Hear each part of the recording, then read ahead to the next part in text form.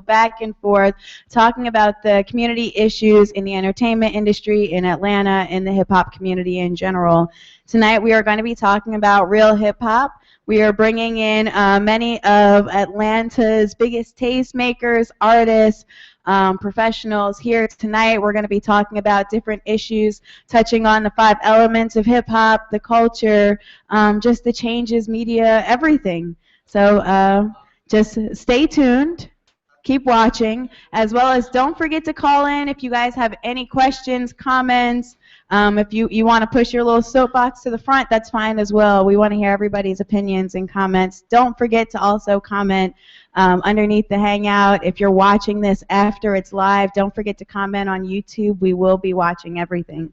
Thanks, guys. I don't know. Hey! I don't know. So I guess to start off, I don't know how many you'd have to ask Africa.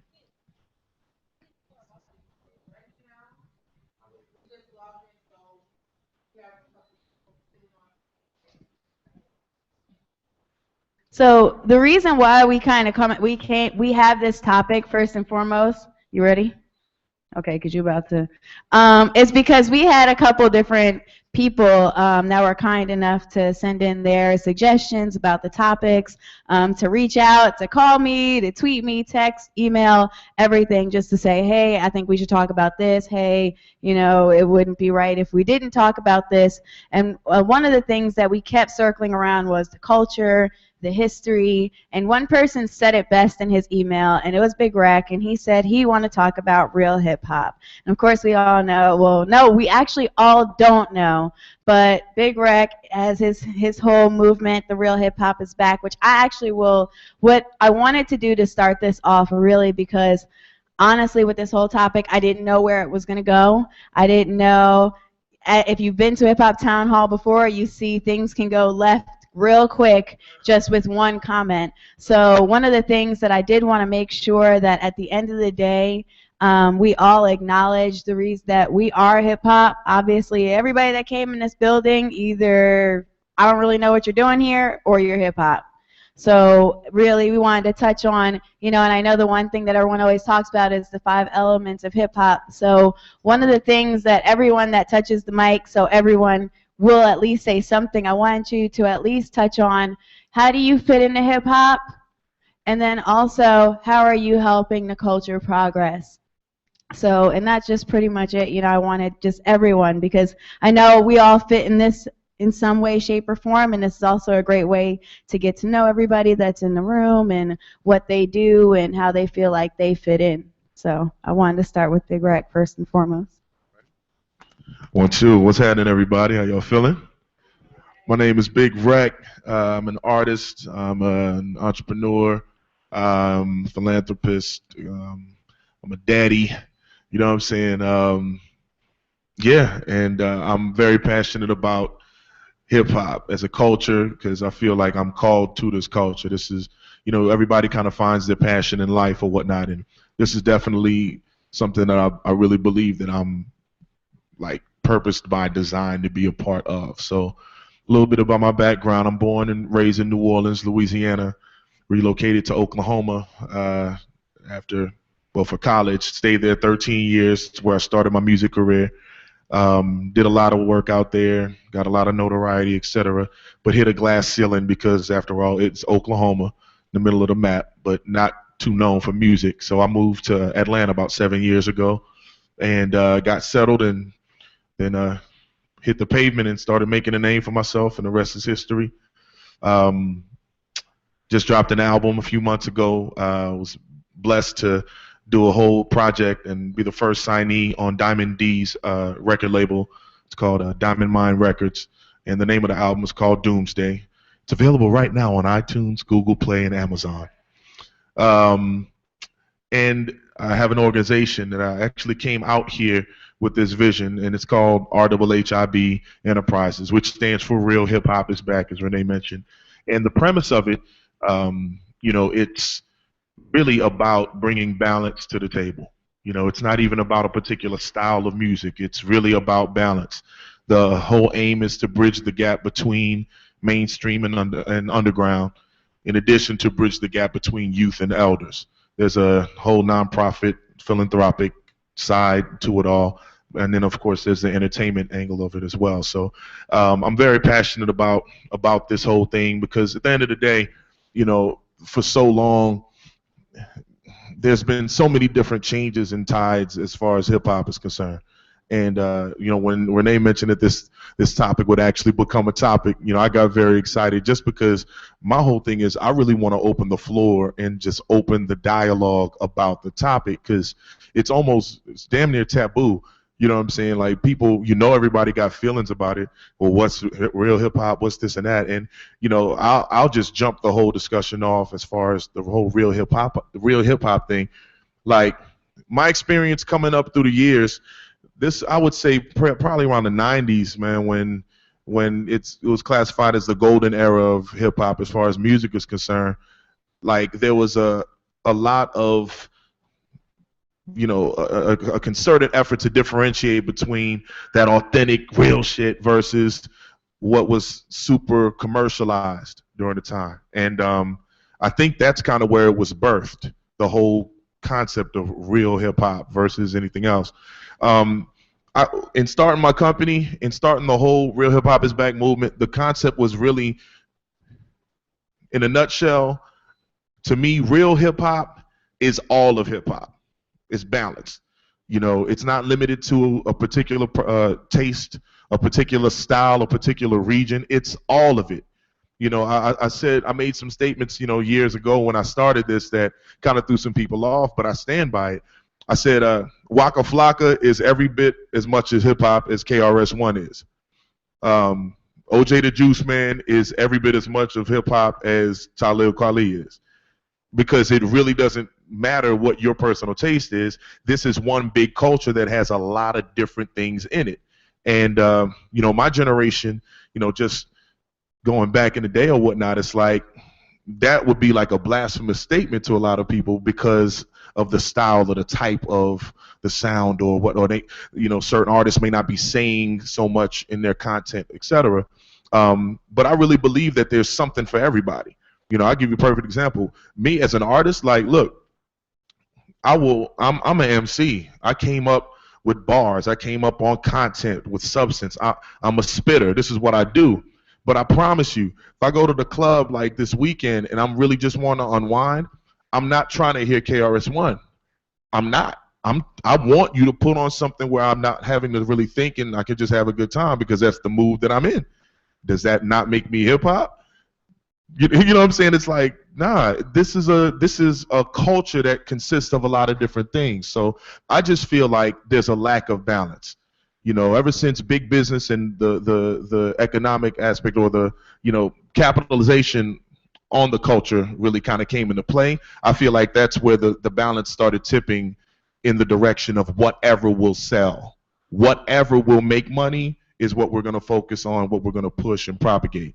And that, I believe, is where some of the balance really got tipped, because at the end of the day, a lot of what we hear, what we've heard, you know, over the past, you know, 10 years, I'd say, man, 5-10 years, a lot of what you hear on the radio and what you get is one particular type of thing when there's so much more. And I feel like even with this generation coming up, if the tables were balanced, if there was more of a balanced representation of hip hop in the media, on the airwaves, etc., I think you might find that the results are just a little bit different in just society, or as far as what hip hop is perceived as, because it's not just one thing. Hip hop has never been just one thing. You know, you had Furious 5 and Sugar Hill Gang at the same time. A big party and then conscious music. It's all hip hop.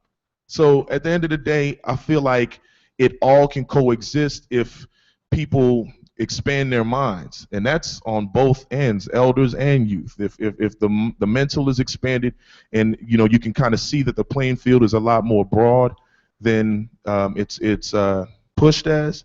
I feel like the future of the culture can really grow. Before I pass on the mic, you said something. I saw this movie last night, Lucy. Anybody seen it yet? Okay, so I'm not gonna like make any, I'm not gonna like spoil anything for you. But at this one point, Lucy, Scarlett Johansson, whatever, she takes two knives and she stabs it in this guy's hands. And he's like, ah, and she's like, no, it's not right. Trust me, it's not spoil. Trust me, it's not spoiling it. So she stabs this guy's. Hey, how you doing? She stabs this guy's hands. Yeah, came at the perfect time, right? And she says, see, she asked him a question and he couldn't answer it. And she said, see, the only reason you can't answer this right now because the only thing that you're thinking about is pain. And that's the one thing that when you said something and you were like, right now, it's all about money, it's all about this and that. I think that's because the majority, there's a big, it's no secret that obviously there is a majority of African Americans and Latinos that have started hip hop. So just obviously, when you think of, I guess, black people in general, you think of hip hop. There are a lot of people that are young and impressionable, and I mean, you could just look at what's going on in Chicago right now. And the one thing is because they don't have resources or they don't have the money, so they're trying to get money. So you have these people, they sign these deals or they do whatever is there because they're trying to get money. There's, and I just think so, I definitely agree with what you're saying. I just feel like it kind of goes down this whole rabbit hole of, like you said, the balance is lost. The balance is so lost because there's very few opportunities for, I think, people to actually progress and do something. If you had a job and you didn't have to worry about getting money or stealing anything from anybody, because you got to be honest, anybody who really wants to be real about it, most younger guys are really not making that much money selling drugs or stealing from people. And if you do, that shit is always going to come back to you 10 times worse. And that's just real life. Like, if you joke from somebody or you about to get joked from, and it's going to be terrible and you're going to be sick for days because now you got to figure out how you're going to get this money back. So, it's just one of the, I just feel like that's one of those things. I've even tried to explain to somebody. I'm like, you know what? You used to work at Foot Locker. If you could have went to work and a couple of days out of the week and knowing that the next week you're about to get a check. You can't do that out in the streets. So, I just think that that's where, that was my little 2 cents in there. But I'll let you. No doubt. The other thing that I want to, because I highlighted, I guess, one part of why, I started the whole RHHIB. The other aspect of it has to do with that whole separation of youth and elder. Now, apart from music, this is just an issue in society, period. You know what I'm saying? I think this generation, that is out and about right now, I liken it to, it's a fatherless generation. Not saying that there are no fathers in existence, but for the most part, the father figure is just not there. It's not there in the standard family structure with today's youth.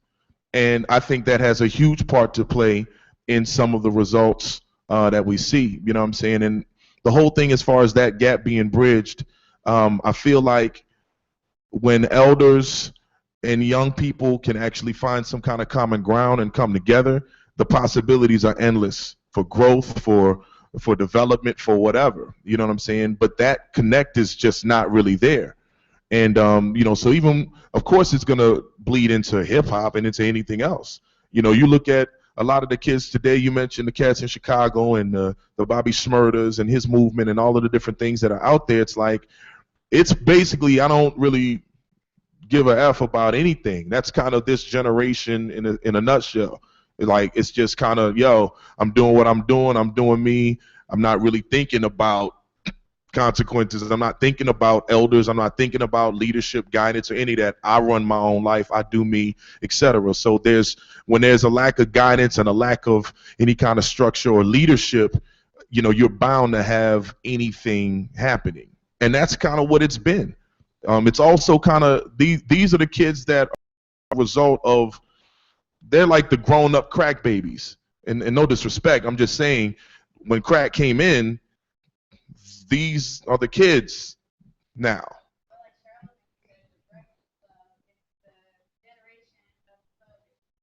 Of the what?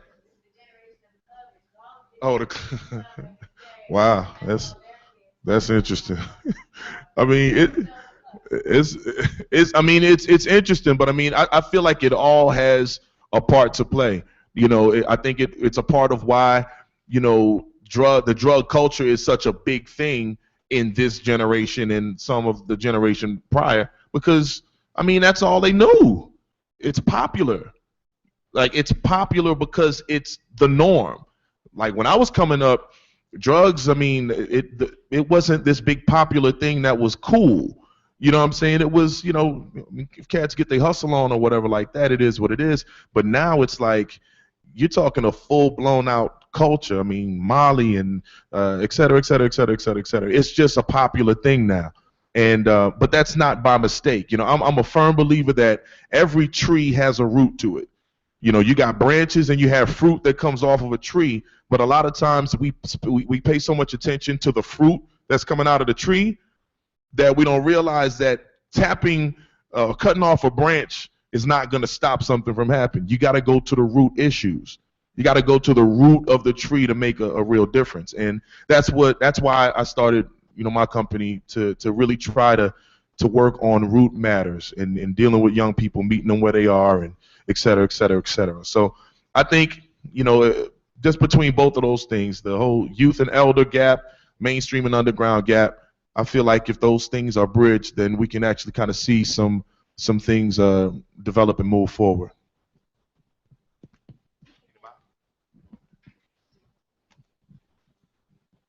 Yeah, I just want to respond to what he was saying. I disagree. I think that a major issue within the black community is owning up to our issues first and foremost. You can't look at the next man and say, well, you're doing this and doing that, and that's why we're being kept behind in some aspects. I believe that another part of the problem is the degradation of each other. Like, just to hear you say, oh, well, these are crack babies now. You know what I mean? Like, that's your brother and sister. That's how you're going to talk about them? That's how you feel? So that's part of the problem. You know what I'm saying? So, you can't give people a name and then not expect it to have power or some kind of leverage behind it. You know what I mean? Etymology, the study of words, everything has a meaning. You talked about the tree. You know what I'm talking about? So go to the root. So, you know what I'm saying? In terms of black people, since that's what we're talking about, it starts there. Like, you got to know yourself, knowledge, culture, understanding. That comes before b-boying, emceeing, graffiti, DJing. You don't know who you are, you don't know where you're going. That's just real talk. You know what I'm saying? So, you talk about education, right? Perfect example. In DeKalb County, up to 2,000 students didn't graduate this past year. Up to 2,000. That's enough to fill up about 4 schools. You know what I'm saying? So you got 2,000 kids running the streets. Now, who gonna do what? Trap or rap? One of the two. Or they're gonna go what? Maybe be in the military or sweep somebody's floor. You know what I'm saying? But the last two options, most people don't want to do that because of the pride issue. So you got people who doing music who don't have the education, so they're rapping about what they know, which is not knowing too much. That's not a knock on them. That's a knock against the system. And if you know the system, then you know that education is based on property tax. Y'all here with me or not? Oh, okay, cool. So, based on where you live at, the lower level of income in your community, the crappier the education. So you got to look at these people, where they go to school, the neighborhoods they grow up in, their surrounding environment, the network. What are the people doing in the community? Because if you shitting on your neighbor, you got to expect him to shit on you. You can't say, oh, well, you ain't doing this, but you ain't supporting that, brother. You know what I'm saying? That's crazy. Like, perfect example in terms of music, right? You got like 1 million bloggers and A&Rs. How many hip-hop artists on the top Billboard 40? Psh, 2. You know what I'm talking about? So y'all niggas overemployed. Well, I'm saying, I forgot the name, you know what I'm saying? But it was two I know recently. I think it was Schoolboy Q, and another kid. I forgot, man. You know what I mean? I don't listen to music like that, but I'm just saying, I know. But you see my point though. You know what I'm saying? Niggas are overemployed. You talking about you helping artists, but it's only 2 of them out there buzzing. You know what I'm talking about? And there's plenty of niggas out here with dope music and niggas getting passed over on because you want to do what's cool. And really what's cool is not loving people. When you think about it at its core, what's cool is not loving yourself. Don't care. That's cool. So that's what people do. You know what I'm saying? Don't be a sheep, man. Lead people. Be a king, be a queen. I don't want to hear that shit. I respect it. I'm glad you brought that up because let me clarify even what I said about the whole crack baby thing, just in case it was further misconstrued. When the crack epidemic came in, there were babies during that time. Those babies have grown up and they're familiar with that culture. All they know is what they've grown up with. That's literally what I mean. And I understand what you're saying, even about the names and etymology and everything. So it is. And I understand exactly what you're saying. No, I feel you. I do feel you. I do feel you. So even on that note, you're right. So that's why I wanted to clarify. They're not crack babies. They grew up in this crack culture. They were babies when it came in, grown up with this whole knowledge of what they've seen in their environment. So I just wanted to clarify that because now I appreciate you mentioning that. So that's what's up on that.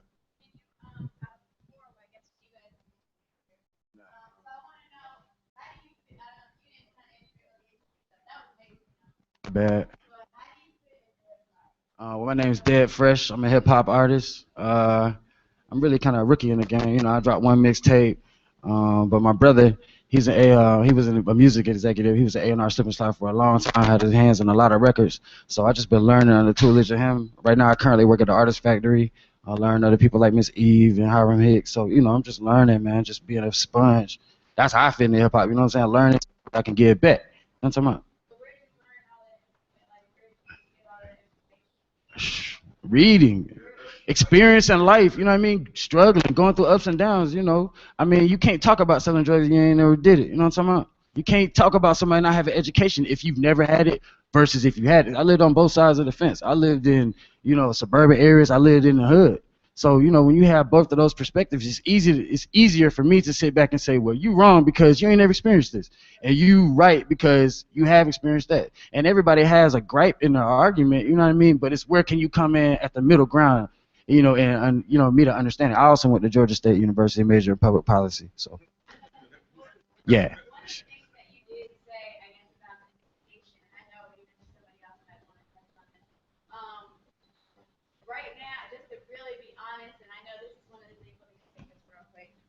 I was told that I needed to touch on, and I was like, okay, I'm going to see where the conversation goes. But you already dived into the deep end, so I'm just going to go over there.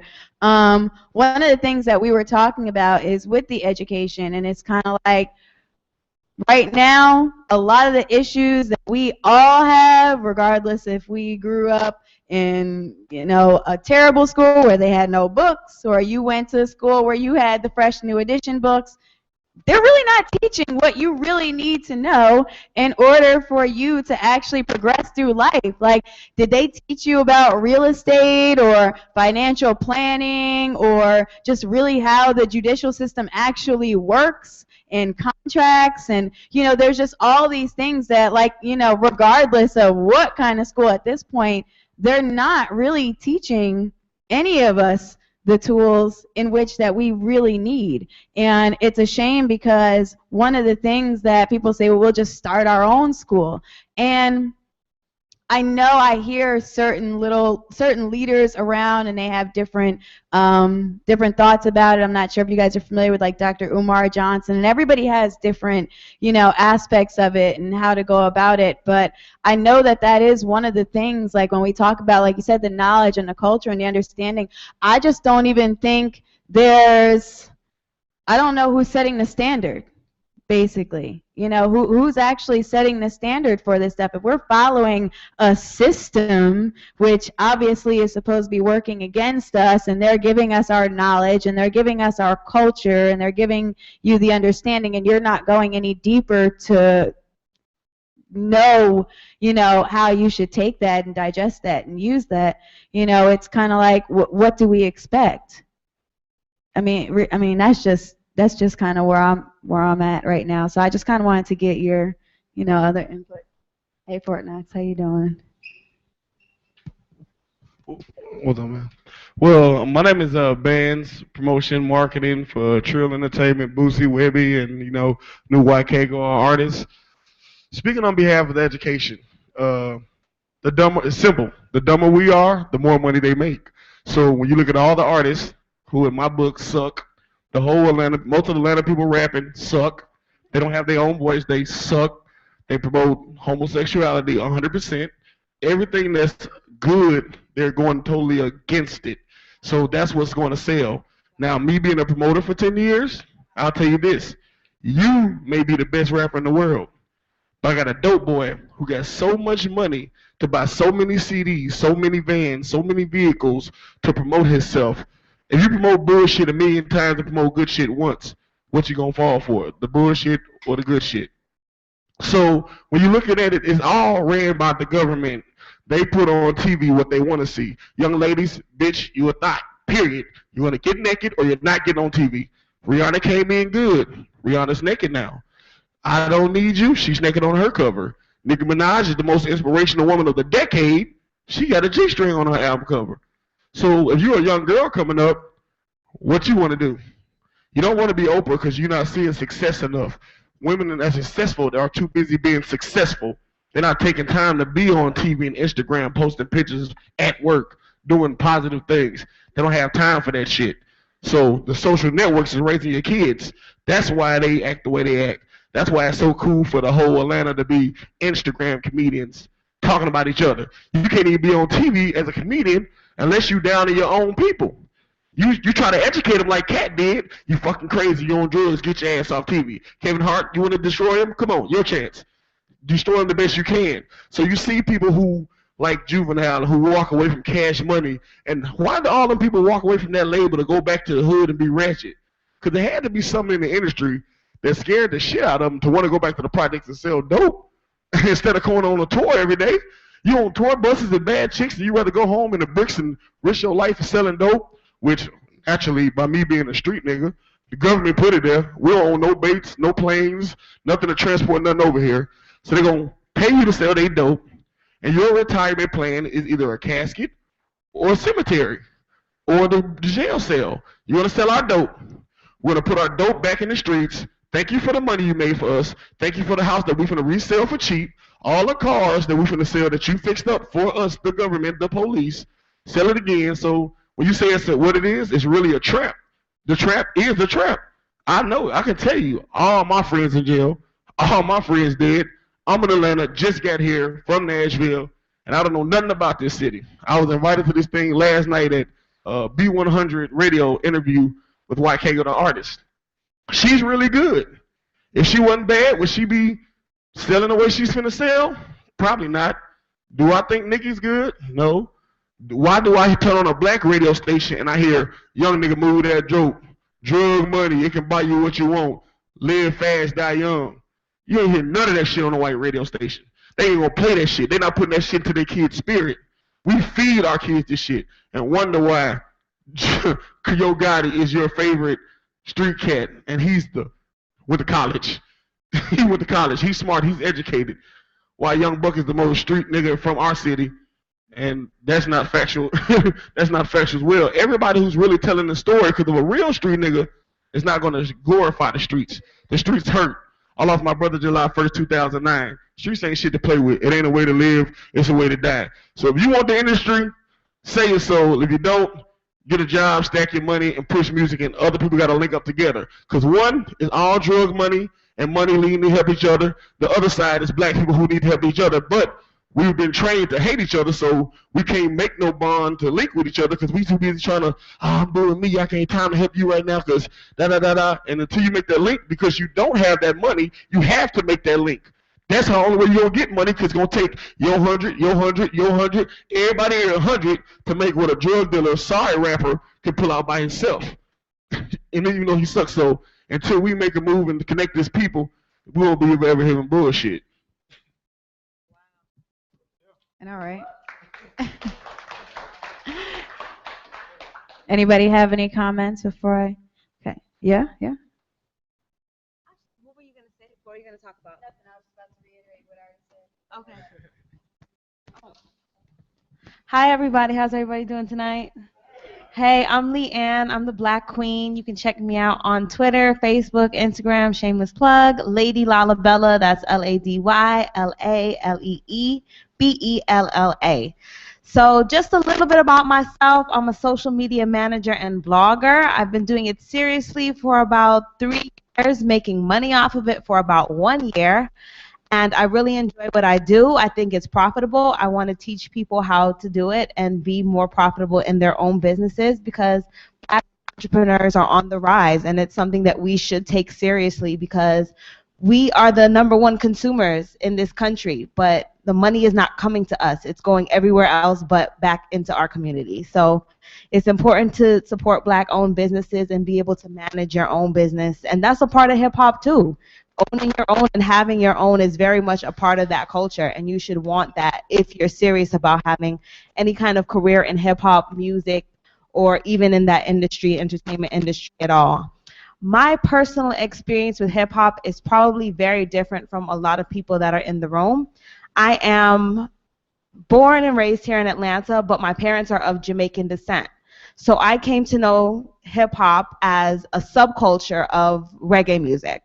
And reggae music actually is the root of hip-hop music.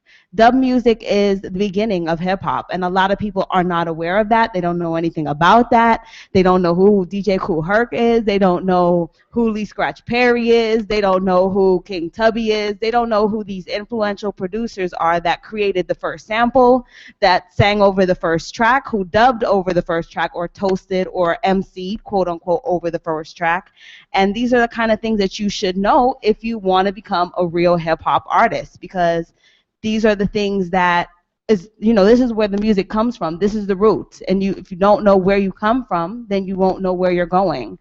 And at the end of the day, it's all Africanism. It's all going back to beating drums and chanting over music, something that we did in the motherland. And all of us are from the motherland, whether we want to believe it or not. It is the bread and butter and the place in which where we all came from, the breadbasket rather, where we all came from. So I just try to tie in everything that I do with that, because I call myself a Black queen because I recognize who I am. And once you know and you have knowledge of self, you can walk confidently throughout the streets and be able to proclaim whatever your story is. And everybody has their own original story. And everybody should be proud of that story. And that's what hip-hop is a story. It's about sharing your history and what brought you here to where you are today. And, some people's stories are a little bit different from others, but like you said, it's all hip-hop. It's all a story. It's all about how you tell it and how you proclaim it, but very much so I'm not into perpetuating negativity. I want to see positivity, and that's why I'm very glad, like, currently in reggae music, they're perpetuating more positivity. Like, dance hall is, I guess, the equivalent of what hip-hop is in Jamaica. Dance hall is very risque, it's very vulgar, it's very overt, and it's starting to change now. It's starting to become more conscious, and it's happening on an international level. And I think that hip hop is sooner or later going to have to go back to that same foundation. And I see that it's happening with the underground movement, and I see that it's happening even in some places here in Atlanta with some artists who are tired of hearing the same thing over and over again when they turn on their radio. So I think that it's about coming together as a community and bringing people together for these kind of events to talk and discuss about how you feel, and talking about it on the internet and putting it up on social media, and making it a discussion. Because at first people are going to laugh at you because of it, and they're not going to want to hear it, but the more you put it in their minds and the more positivity you put at them, they're going to have to listen sooner or later.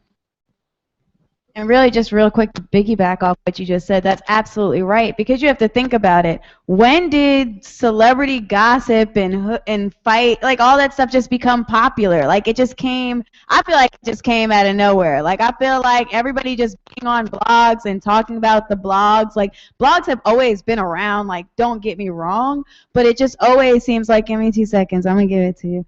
I just feel like it's just, go ahead. How you doing? My name's Sonny.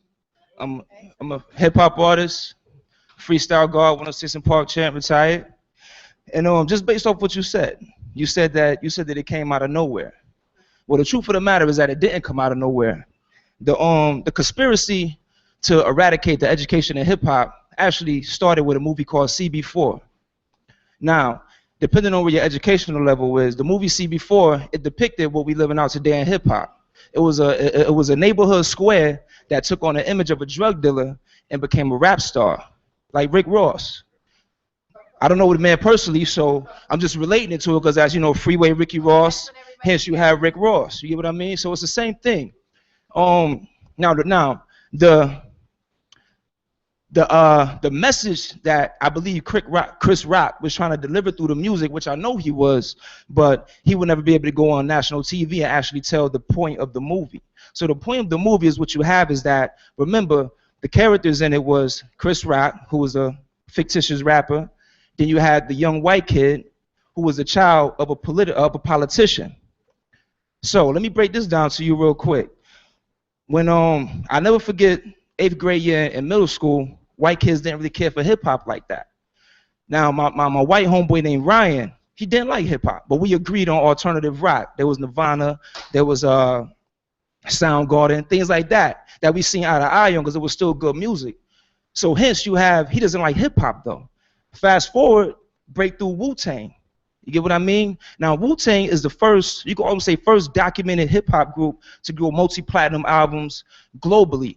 Along with hip hop being the only culture and religion that has brought all races and creeds and people together up under one roof.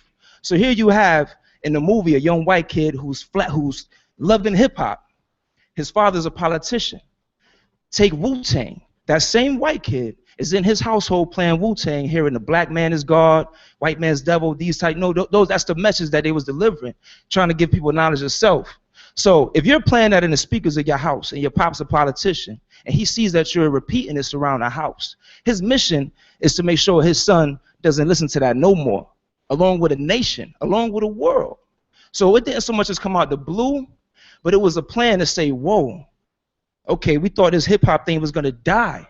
We didn't think it would go from 78 to 70 to 88. We didn't think it would go from 88 to 98. But here it is in 98. We're creating young black millionaires and billionaires. So the powers that be got hip to what was going on because it actually infiltrated their homes a lot more than they thought it would. Next thing you know, they gave Cash Money $30 million, and there goes the black community. And there goes the message in hip hop. It gets deteriorated. You get what I'm saying? So that's the message that Chris Rock was trying to send through the movie CB4. And I know some of y'all who, I don't know the age limit in here, but some of y'all probably never seen it. Definitely go back and see it and do the knowledge to the movie and understand what's going on. Because that's all that happened in hip hop. So, you know, that's why today I have a daughter and it kills me. The only female lyrics my daughter is hearing is Fancy and Pills and Potions. You get what I'm saying? She doesn't hear Sister Soldier, Queen Latifah, Heavy Sellout, but she don't hear that. You get what I'm saying? She don't hear Moni Love. Like, she doesn't hear these great lyrical women, Lauryn Hill. Like she doesn't get that. And that's due to the powers that be recognizing the power in hip hop and saying, yo, we got to infiltrate this and put an end to it. You get what I mean? It's the same effect of telling us that Muslim brothers killed Malcolm. No, we know the feds had rats that infiltrated the system and they clapped the man to give the world that perception. Same thing goes on. Hip hop is I mean, this is the greatest religion culture ever created. It was created by us. They didn't think it'd last. And since it's outlasting what they thought, the war is on. Peace. My brother. Let me branch off of that real quick because I'm really here to listen, but I hear what's being said. My thing, shout out to Ja Prince. I was interviewed on Love Ultra Radio last night with my brother Methuselah, and my thing is balance. All right, while I'm not here. I don't know any of these. Like for instance, we could say Migos, we could say 2 Chainz, we could say any of those types of artists. I don't know them personally. I don't know their story. All right. So when saying that, I don't know that, real talk, that was their situation. They coming out the trap per se, or they was hustling, grinding, this, that, and the third. Like that's their real story. You know what I mean? And they're merely speaking upon it. Just like my brother mentioned Wu-Tang, Raekwon, yo, moving heavy weight. You know what I'm saying? All right, but yo, are we knocking it? Nah, we saying, yo, he's spitting, they spitting. I say that to say this though. there was balance. I remember at one time there was a heavy balance. And I'm not just focusing on the music, I'm focusing on the audience. There were a massive amount of people that were Tribe Called Quest, De La Soul, Public Enemy, Dead Prez, fans. These artists were going platinum as well as your NWA. You know what I'm saying? So on and so forth. You know what I mean? There was balance. Now it's more of a situation. I'm posing this to the people because it's more of a situation of unbalance where you have artists like Talib Kweli. Common just moved, must have been 20-some thousand units. Common? Nah. I say that to say this. What is the assessment as far as that's concerned, or what's the insight, what's the thought process as far as that's concerned? Because like I said, at one time, both sides of the fence were doing heavy numbers and had a heavy audience supporting them. You know what I mean? Now it's more of a one-sided situation. So the thought process or the feelings as far as that's concerned, I put that out there to the people. Kerosene, I already know you got words, you know what I'm saying? Like, I already know a couple of people in here. Shout out to Dead End Hip Hop. I see fam in the building. Why? Because stop playing with me. You know what I mean? Yo, I saw y'all's report on the Total Slaughter. Big ups. Big ups. And I appreciate that as well. But I bring that up because, yo, we here to be vocal. You know what I mean? We not sitting back.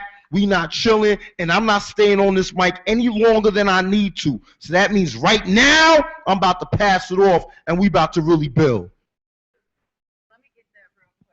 Because what I was about to say before that happened, my point was the fact that you said that. It seems like these celebrity blogs and all these other things and all these other sites came up and they became popular out of nowhere, and it seems like that is the only thing that we focus our conversation on. Therefore, just like you said, just like Rex said at first, there used to be a balance in this. So does anybody see why we can't focus we're not talking about the politicians and the people over there, like we're talking about like us. Like, can we not just focus on some positivity? Because it really does seem like, okay, if we're not feeling 2 Chainz, Migos, etc., then we're just spending our energy talking about how much we don't like them. So instead of having, like you said, a Dead Prez and all these other people that were out there and having it, it's like we're too busy going, oh, we don't like that, but we're not going to mention all the stuff that we do like. And then a lot of the music, honestly, I'm going to be real honest, anytime I go to a party or I'm hanging out with a group of people, what does everyone do? Turn on Pandora, turn on this, turn on Spotify. And what are we playing? The same songs we've been playing for the past 20 years. And then you got a whole bunch of artists in the building, and everybody's talking about that they got good music, but it's just the same stuff. So I do want to just continue this on. I just wanted to finish my sentence on that, and just to, just to ask, like, does anyone see like it being impossible for us to focus on the positive? Are there people out here in the building that do focus on positive things? Yeah, my name is Noble Artright. I do Noble Artright. You can follow me on Twitter, Facebook, whatever.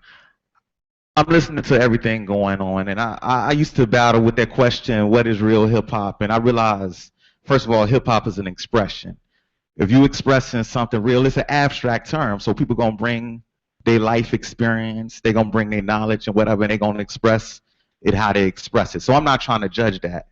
I think the question I ask is, how can I keep the culture progressing? And I found, for me, how I keep the culture progressing is realizing the powers that I have in myself. We could talk about the powers that be and what they're doing to stop us and to stop people from progressing. We could talk about other artists. All that's irrelevant to me. I got to focus on my power and what I could do to make people's lives better, make my family lives better, make my life better, and make the culture better. And I think we will all do better if we focused on that. Don't focus on what's stopping you. Focus on what you can do. You know, it's a saying, you know, and I'm not a religious person, but it says, you know, Lord, help me to know, help me to accept the things I can't change, change the things I can, and give me the wisdom to know, to know the difference between the two. Just do what you can. You know, if you feel like you do positive music, do that. You know, because and also I think another thing too, we have to be more open-minded with how we listen to people. Because we could talk about 2 Chainz, but if you really listen to 2 Chainz and other people, you'll realize that they are saying the same thing. They may not be saying it how you saying it. You know what I'm saying? So I think like the question, what is real hip hop, is like religion. It often divides. The question is, what can we do to bring each other together and be better and make this world a better place? But, you know, we can start with hip-hop and make your life a better place. So I don't want to hold it up. I'm just saying I challenge everybody just to not think about what's stopping you. Think about what you can do to get farther. And one thing, too, before you talk about what's stopping you, realize the battles within yourself. You know, because a lot of us ain't disciplined. A lot of us ain't focused. A lot of us ain't got a business plan. You know, so we got to step up. Because, like, you know, Jimmy Iovine ain't stopping me from making a business plan. He ain't stopping me from writing my raps when I don't feel like it and developing that skill. He not stopping me from producing my beats. He not stopping me from getting out and networking when I don't feel like going out. You know, he's not stopping me from doing a lot of stuff. So I think instead of looking outside, let's look inward and see how can we bring out our greatness and reach our potential. That's all I want to say. What up, now?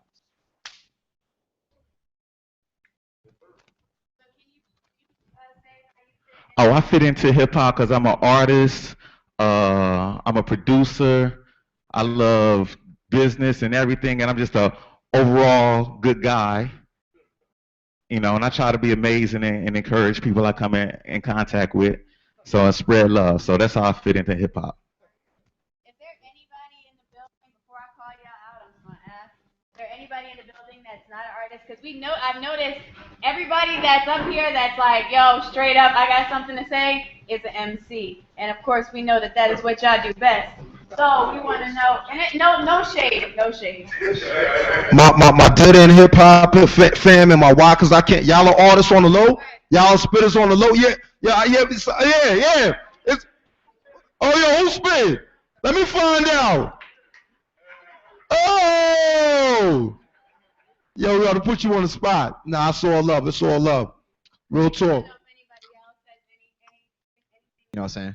They already got it sagging at a young age. You can look at the videos on YouTube of 3-year-olds cursing out, you know, females, calling them to be, you know what I'm saying? They already got that. The females, they already got the tight clothing. You know, it's all about being noticed by the male now. You know what I'm saying? Stripping is cool now.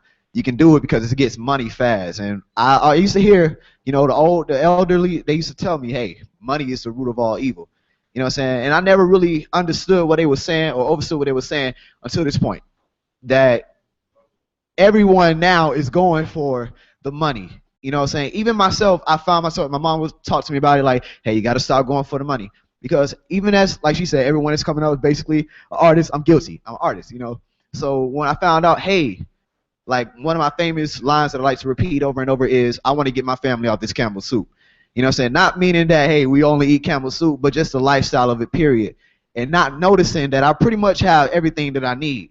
You know, so it's like, okay, I get this lyrics and I get to rap and I get to battle and show off. And then at the end of the day, I created this whole nother character that I realized that's what selling your soul is. You sell your character. You put all your energy, all your life into this being you created, and then you sell it for them to sell. And then if you're not doing what they want you to do, then you give up because, oh, it's too hard. But if you're doing what they want you to do, they come in like, you know what I'm saying, they baby you. They say, hey, we're going to give you this. We're going to sign you this. You're going to have all the females. You're going to be a god. And that's what everybody is basically wanting to be these days, a god. You know what I'm saying? Young Thug right now, everybody is admiring him. And what we think about, like, with the homosexuality, like that was expressed by someone who spoke earlier, if you think about it, if everybody goes homosexual, no more population. Right? Now, who's listening to the music? Mostly young minorities. And Young Thug is very impressionable. I find myself, the lifestyle song had, you know what I'm saying? It's a pretty good song. But when we're talking about this impressions, it's all about promotion and it's all product. While I understand money is the root of all evil, not just being the paper, but the idea of selling slavery. You know, the idea of profit, gold. Is this does go way back, and they try to take everything. The N word, you know, the N word is now a sign of, like we say it as endearment, like what's up, my nigga? You know what I'm saying? That's a sign of endearment. But back then, it wasn't allowed, you know. And now we all say it and we accept it broadly. And that's what they began to do with our music. We started hip hop, they got in and tampered it, and we accept it. Okay, cool. We want to be up there. So yeah, a very small voice in this crowd, very young. Got got a long way to go. But the ones who are under me and me, that's who they're going for. That's who we need to guide before it's too late. The music is why we're failing. The music is why we're sagging. The music is why we're killing. You know, the music is why we're fighting. The music is why we don't like the police. But if we need them, we call 911. You know.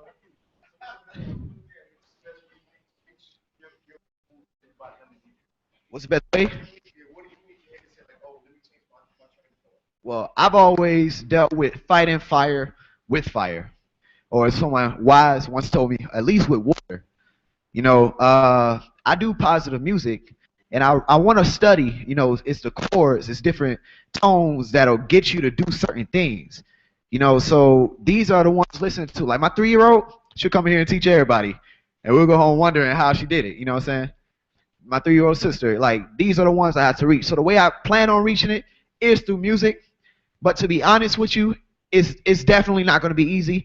As we can tell, even the ones we call the most positive rappers weren't the most positive rappers. Like Tupac, you know, he had a story, but at the same time, it was, you know, F you and a click, you claim, you know, it's still the same thing, and it traveled on. And y'all were the children then. Y'all were the children then, you know. So they were always aiming for the children. So yeah, that's what I do know. You got friends your age who were into, like, who were fans of yours? Yeah, yeah. Fans, multiple. So it's just you here dolo tonight, all right? So for the next event, for events like this, bring them through. Bring them through. Bring them through. All right? Say your name again. FAISE, FAISE. It's an acronym for Ever and Inspiration Seeking Eternity. My rap name, artist name, music name is Phase One, FAISEONE. It stands for Forever and Inspiration Seeking Eternity. Omari Never Ends. So remember that. Look forward. Respect.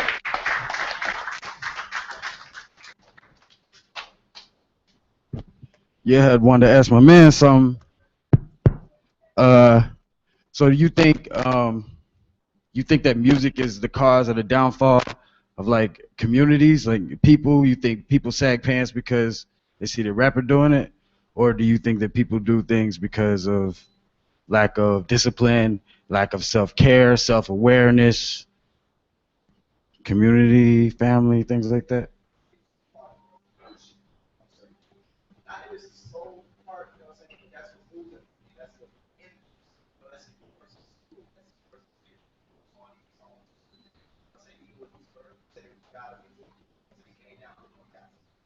Yeah, I agree with you, but people do it like children do what they told, right? So if you got a 3-year-old in the house, don't play the certain kind of music, and you control the learning environment. You want them to sing their ABCs, play Barney. I mean, it's that simple. It's not. You don't have to think a lot about it. You know what I mean? I don't want my child to be a thug. Don't put your child in an area where he's going to become a thug, and control that environment. I mean, there are places, you know, time and a place for everything. You know what I mean?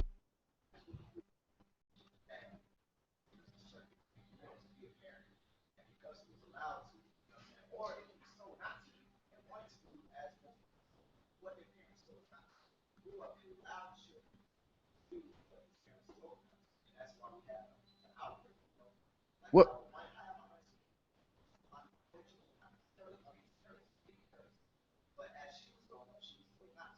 Right.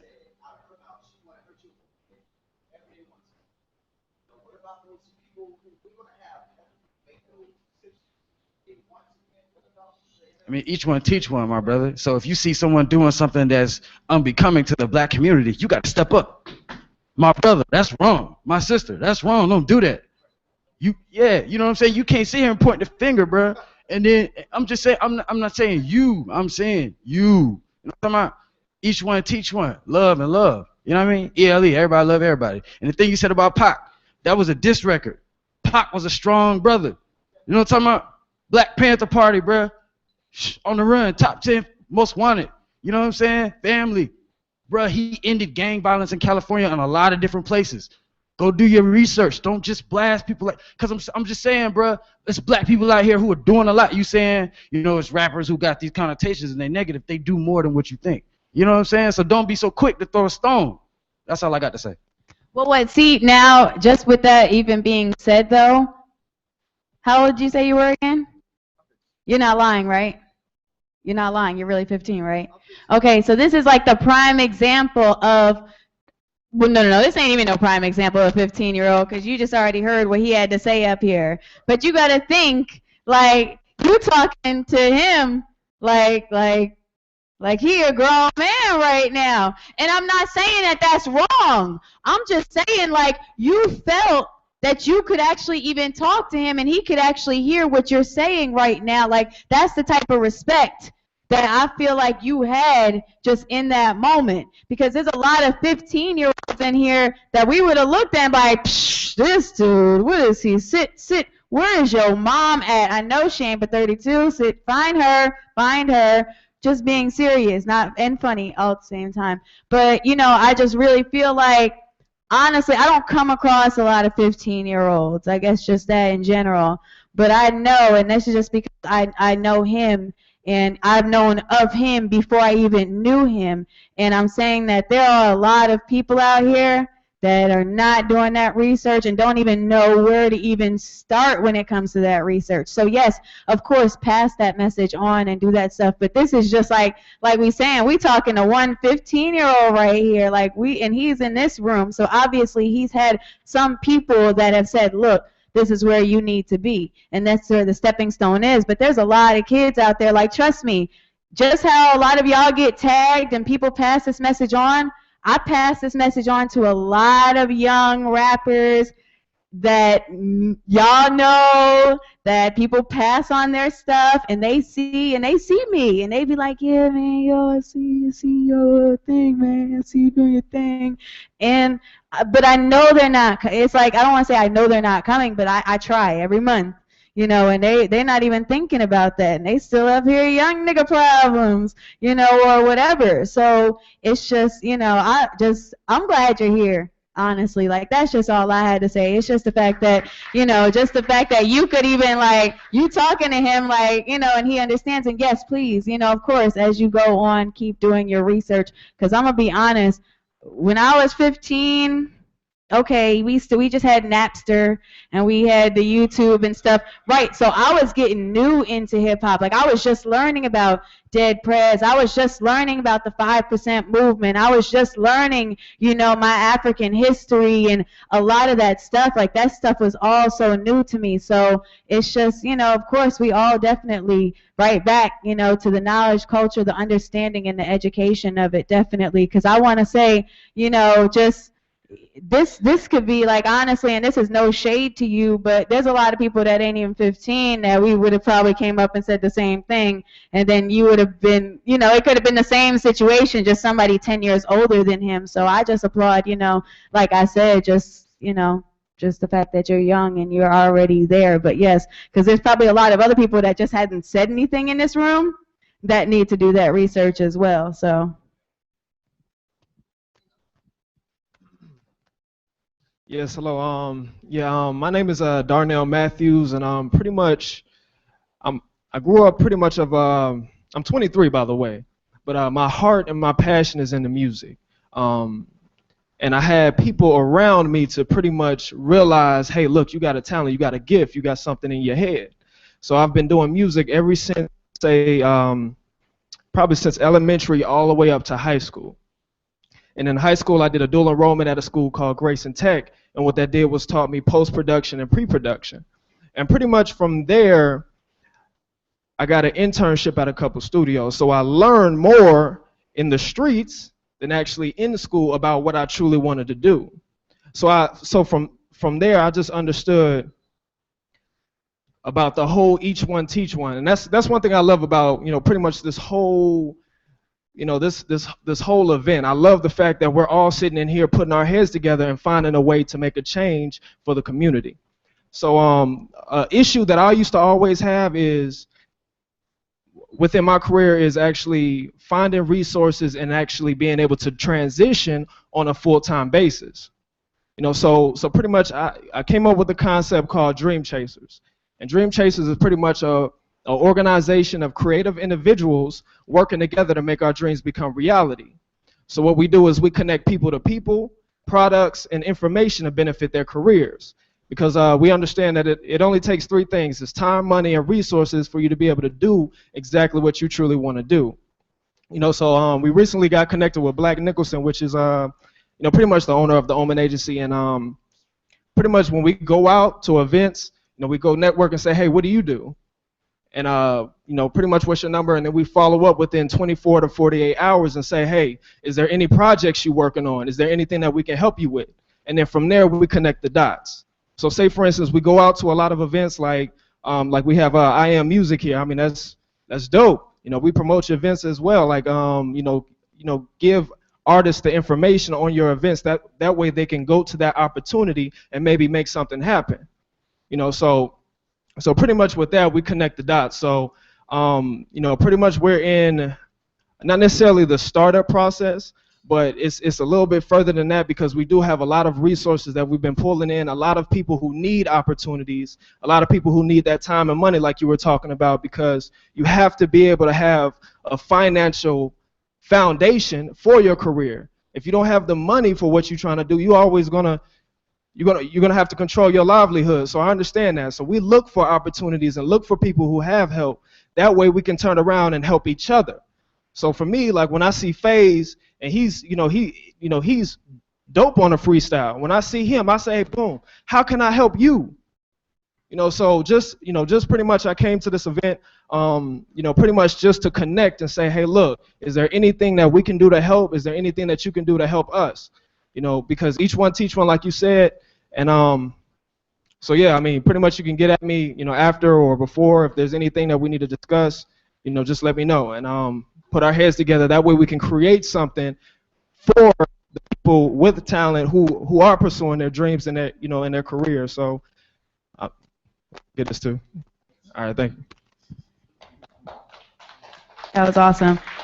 Just to let you know, we do have a little small bar open in the back. There's $1 waters, $3 wine, red and white.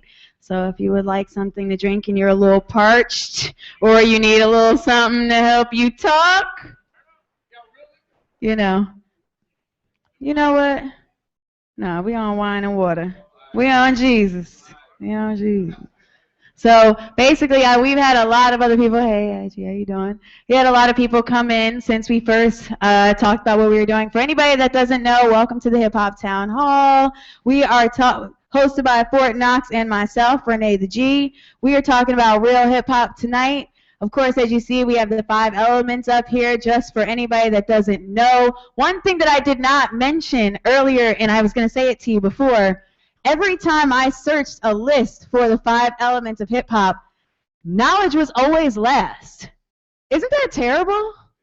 But so I kept it like that because I wanted to make sure that I did mention that and just let you guys see that, because I wrote a couple questions. I figured that this conversation was going to go in its own way, and that is what I actually wanted it to do, so you know, I'm not upset at it at all. But I have a couple questions that I put over there as well as here to help anybody who really didn't know what they wanted to say or where they wanted to start, as well as, you know, when it did kind of get to some people, I did want to call some people out and ask you, you know, how do you feel how do you fit into hip hop within the 5 elements of hip hop?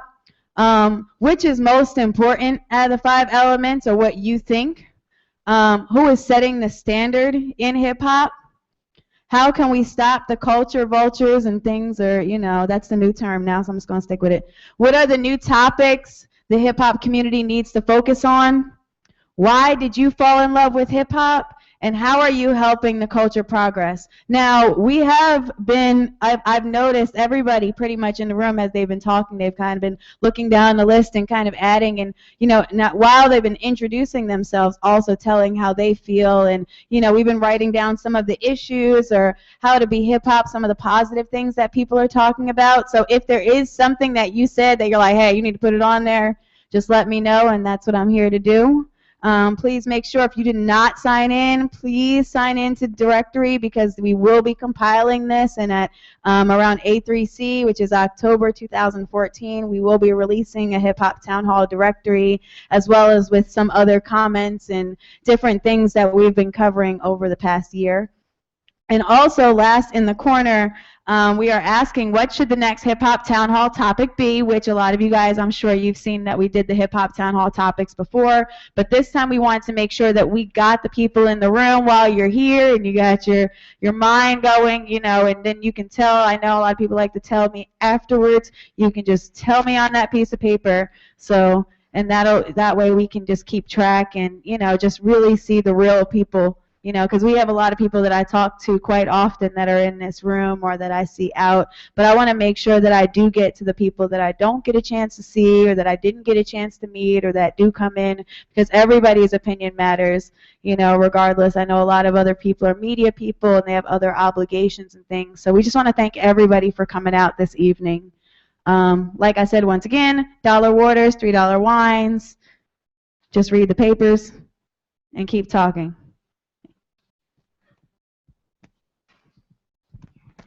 What's good? What's good? This is Jay White. Jay White Worldwide, CauseICan.com. I figure I should go ahead and speak, but one thing that I wanted to say is personally, like, I'm a lover of music in general, and even giving like a little back end story of myself, like my parents were two parents who really grew up in the hood. They grew up on the west side. They literally stayed on the Perry Homes, Adamville area, but when it came down to growing me up, like I was in College Park, Gobby Road at first, and then moved to actually the South Side when it was good at first. And at that point, they actually took the time, like my mom was the type of person who grew me up on like Ace of Base and fucking Alanis Morissette and Janet Jackson. Like, it's a lot of songs I really know people were like, how you know about this? But like my real first time, like I really listened to like hip hop, I remember was Bone Thugs and Harmony was my first song, Mr. Ouija, and I was in the 4th grade. And from that point was something that was different. But the thing that made me love hip hop itself was because I love stories. I love people being able to, even if you didn't live where they lived, they can make you feel like you stayed in New York. They can make you feel like you are in the slums or anything else. And even to say now, like one song that I really like, even though it's not my lifestyle, I don't know if anybody heard Hobson's new song, Ill Mind 7. Like, I'm gonna be honest, I love God to death. I love like the universe, everything else. But Hobson in that song talks about how he basically has rebelled from God. And listening to that song, I had to have so much respect for him, because he literally is stating why he's an atheist through this entire song, but he has so much emotion in this song to the point I could understand why he was an atheist. And that's the reason why it comes down to me loving hip-hop, is because when you do have them true people who can make you understand what they went through to make you feel as if you lived their life, then it's like that takes you to another world that you didn't have to actually go through, but you understand personally if they know how to speak it itself. So those are the main things that I really liked about hip hop when it came down to it. So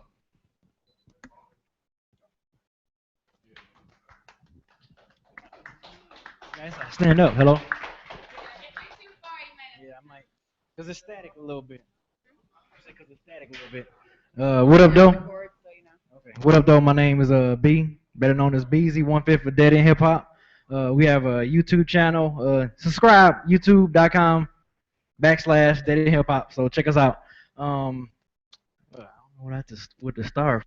I mean, we just pretty much have hip conversations. Oh, what do I do? I'm just a lover.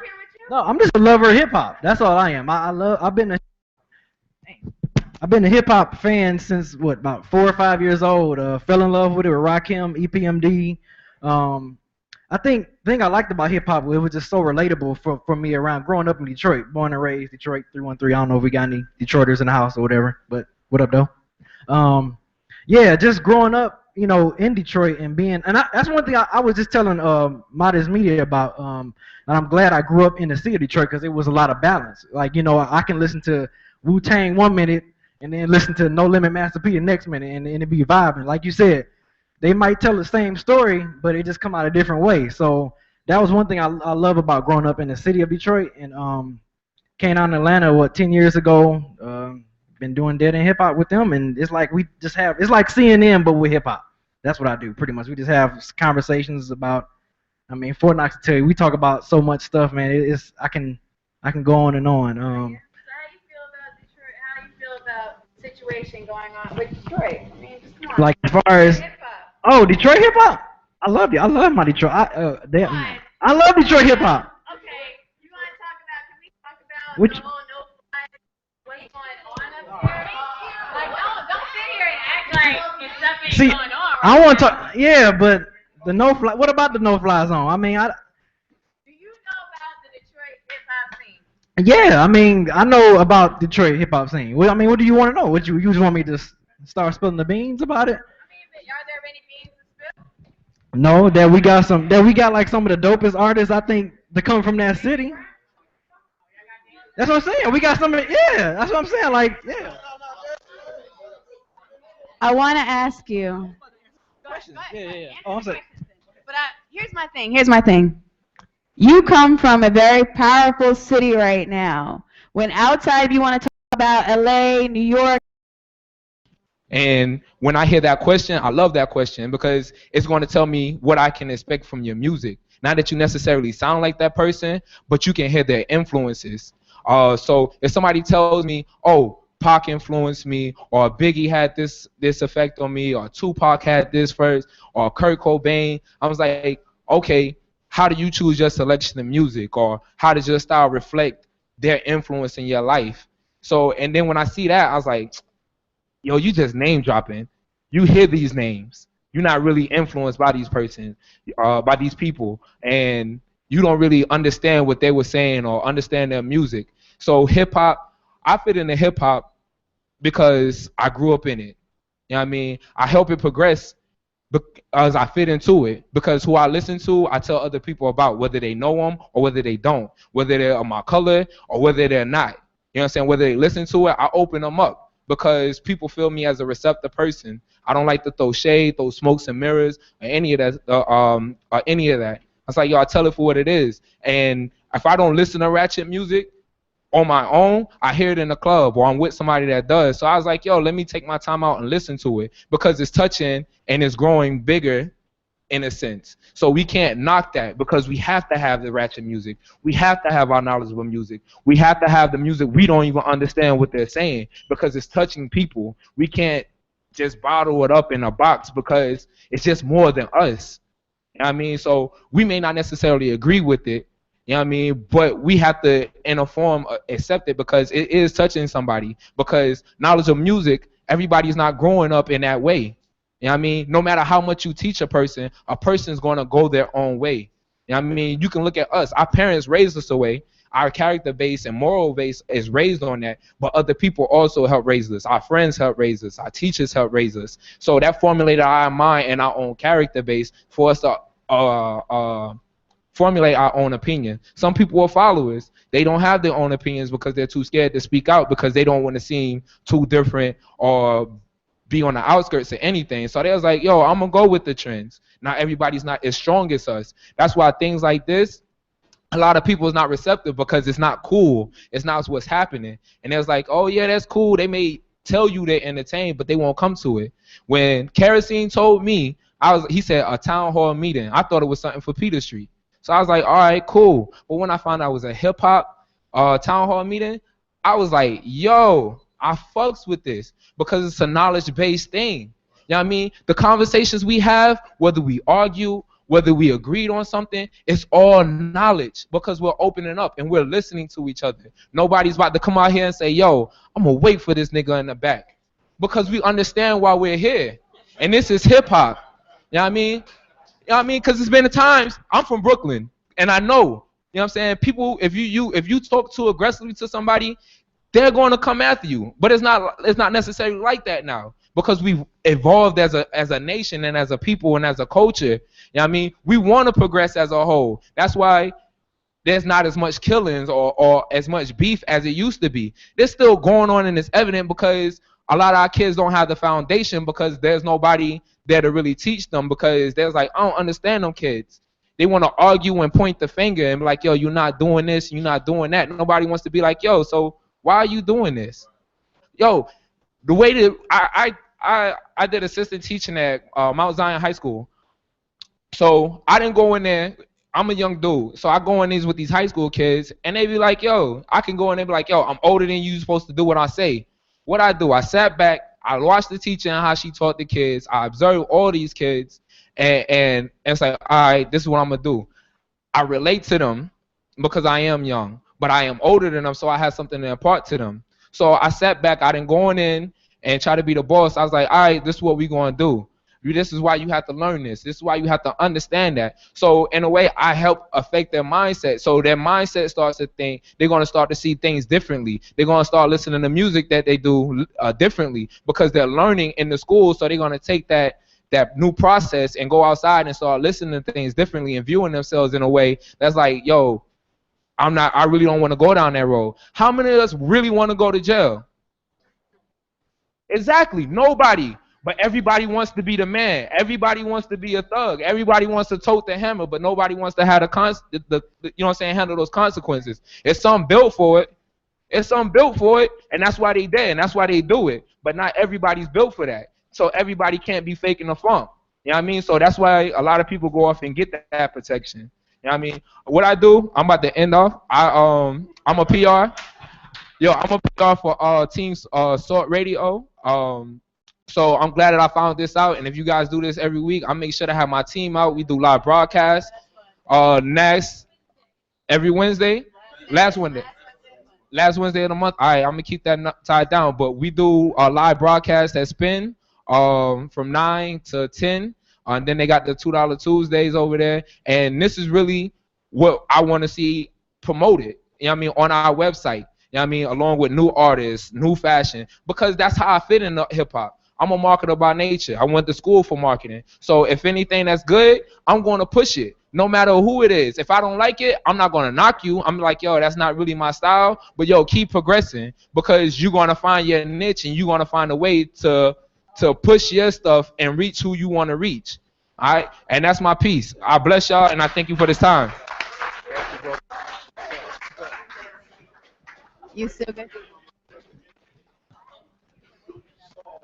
Yo, what's going on? DJ Kerosene, Coalition DJs. Appreciate what y'all doing. How I fit in, I've been DJing for 17 years. I grew up b-boying, graffiti, rapping, the whole nine, and that's why I would say number 5 is the most important.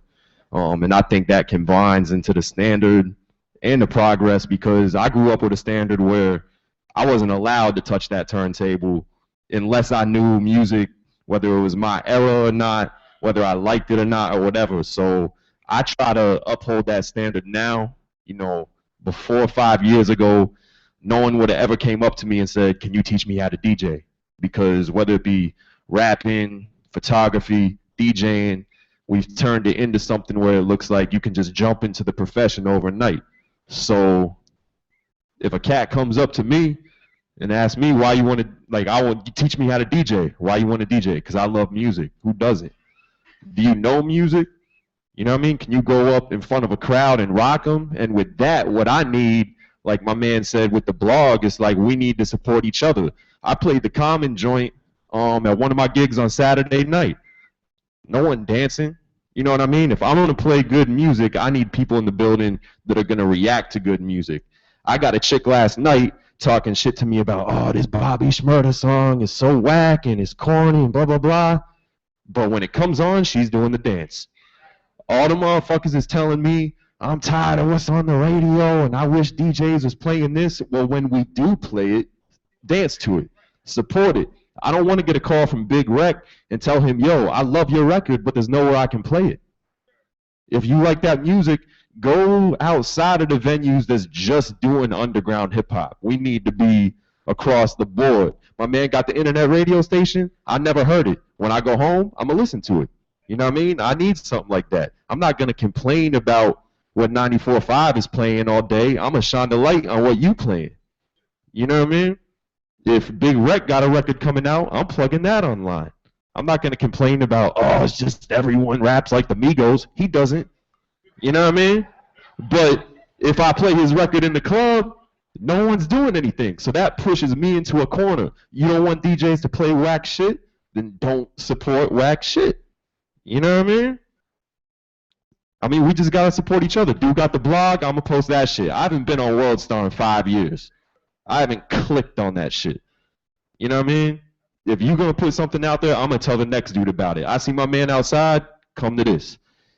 And that shit just goes around. It's like we don't realize how much power we have to enable each other. You know what I mean? If all y'all came to a spot that I'm doing, even though it might not be marketed as a true school purist hip hop spot, but if y'all are in the building, then I can play that new common joint. You know what I mean? But if not, then what am I supposed to do? My duty is to rock that crowd. And if all they want to hear is Future all night, that's not my fault. You know what I mean? I'm talking to someone about Bobby Shmurda this morning, and I spoke to someone my age, I'm 31, and then I spoke to this young cat, 13, from around my neighborhood, and he's like, I think it's so cool nowadays that a cat can just put something out and overnight on Instagram get signed. He got signed to Epic Records last week. I played the joint in the club last week. No one knew it. I've never seen a joint within 5 days. Everyone requesting it. Everyone doing the dance. But I told Shorty, well, what standard does that set where this says you can blow up overnight? You can get a deal overnight off of 3 seconds of an Instagram meme. That's all it takes. But we're reposting it. They're doing the dance in the club. A chick told me she thinks it's whack. Oh, we're programmed to dumb down and we like this whack music. Then why are you dancing to it? You know what I mean? You know it's whack. Half the DJs out here, I have conversations, which I need to see them at more joints like this, but they're saying they don't even like the shit they're playing. But what's their motivation? They trying to get paid? You know what I mean? About 5 months ago, I quit all of my gigs and all my residencies out here because it got to that point where I had to only play bullshit, and the money was good. And that is my last point with how am I helping? It's accountability. The DJs out here ain't taking accountability. You know what I mean? With Coalition, I'm basically the only dude in the crew that's not a strip club DJ. And we all know what they play in the strip club. And we all know the route where it goes from the strip club to the regular club to the radio. And all these artists, even approaching strip club DJs, they only bringing us like, here's my strip club record. Here's my ratchet record. I say, no, just give us a good record. You know what I mean? Take some accountability over your shit. You might not make some money right now, but you're going to make it later. You know what I mean? But that's all I got to say.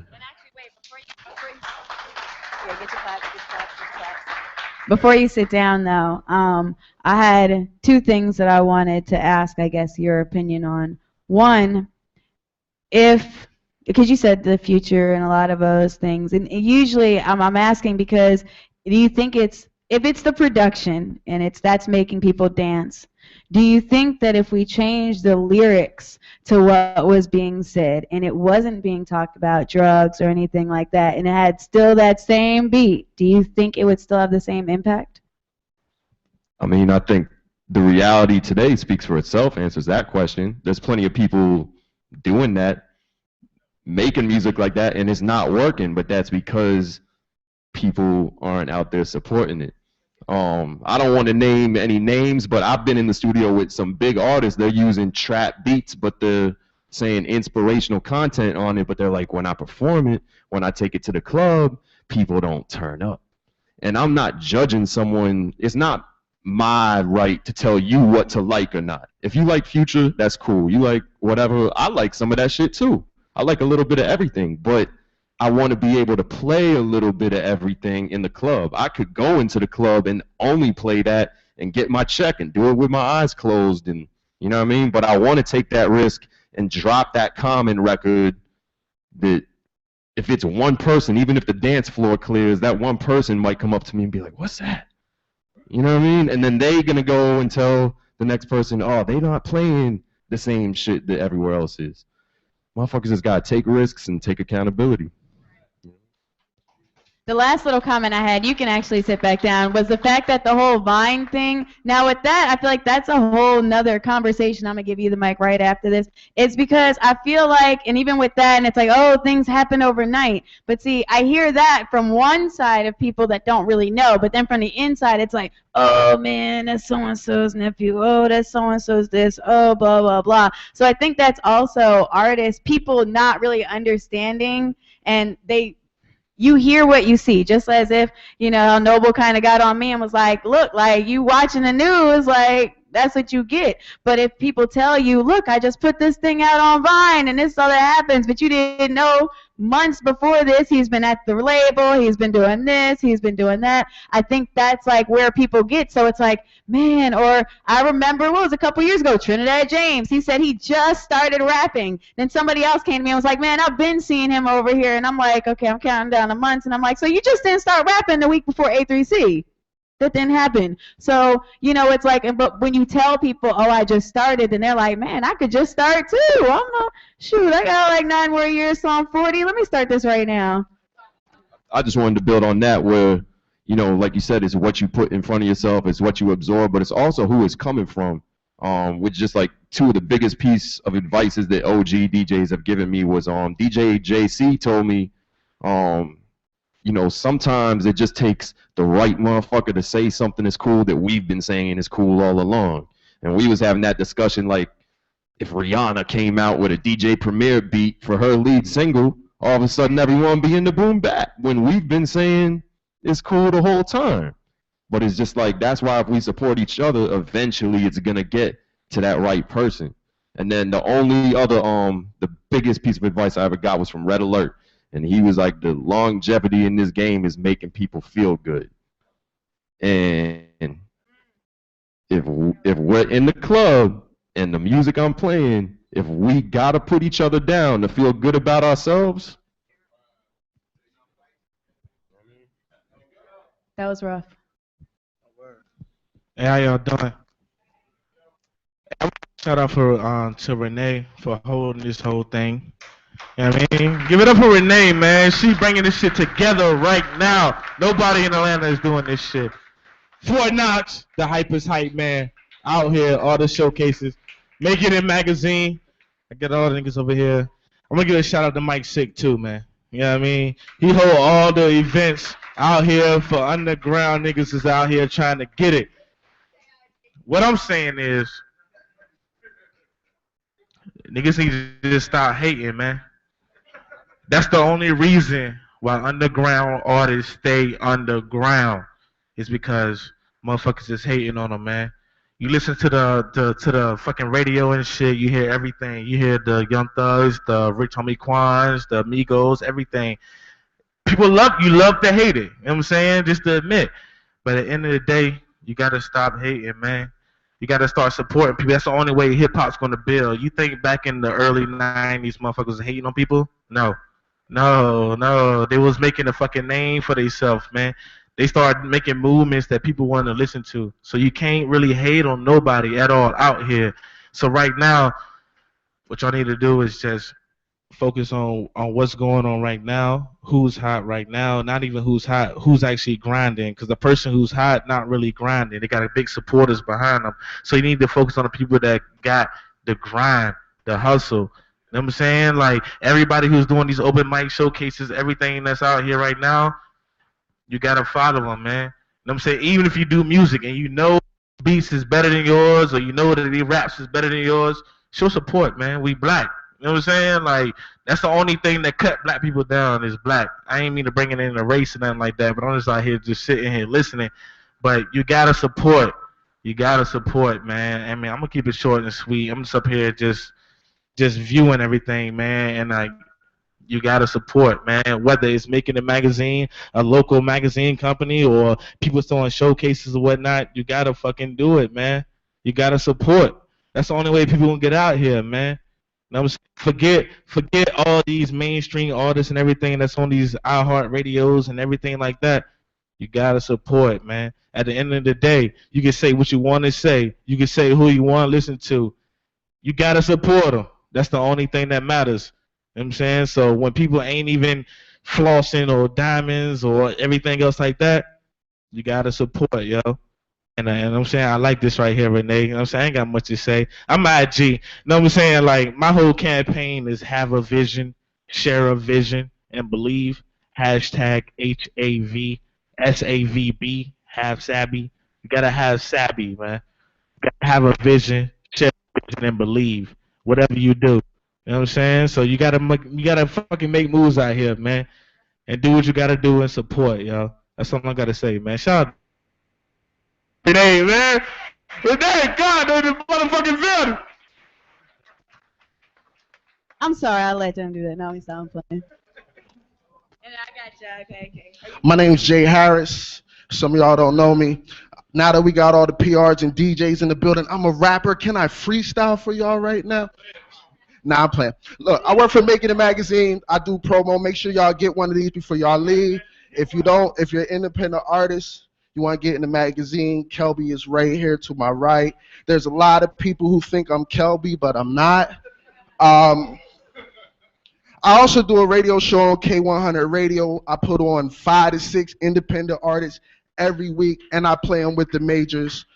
A problem that I do have is when I'm listening to the independent artists, I never find original people anymore. Everybody's like, I want to be like this guy. I want to be like this guy.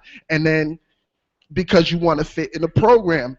But I always ask people to send me some music that is true to you, music that makes you move, music that you like, not music because you want to sell 1 million ringtones, not music because you want to sell 1 million albums. If you make music that you like, people will like it because there are people that like what you like. Now, today I asked somebody in New York, a real famous actor, I said, name the hottest independent artist out in New York that's not rapping on a down south beat. He said, I don't have an answer for that. He couldn't tell me any independent artist in the New York area that wasn't rapping. I said Troy Ave. I played Troy Ave on the show. I like Troy Ave. Joey Badass is dope too. Now look, these are independent artists who are already getting spin on the radio, MTV. I'm talking about artists who don't have that platform, because that's who I want to put on. I'm out here in the streets. Everybody, I got interviews about 10 people in here right now that's going to be on my show on Saturday. But I want the independent artists. I want people to start letting these independent artists make music that they like and put them on, because we have the power to put them on. True that. True that. We have the power to put them on. So let's encourage these young cats to make music that they love and not make music to sell records, because eventually they will.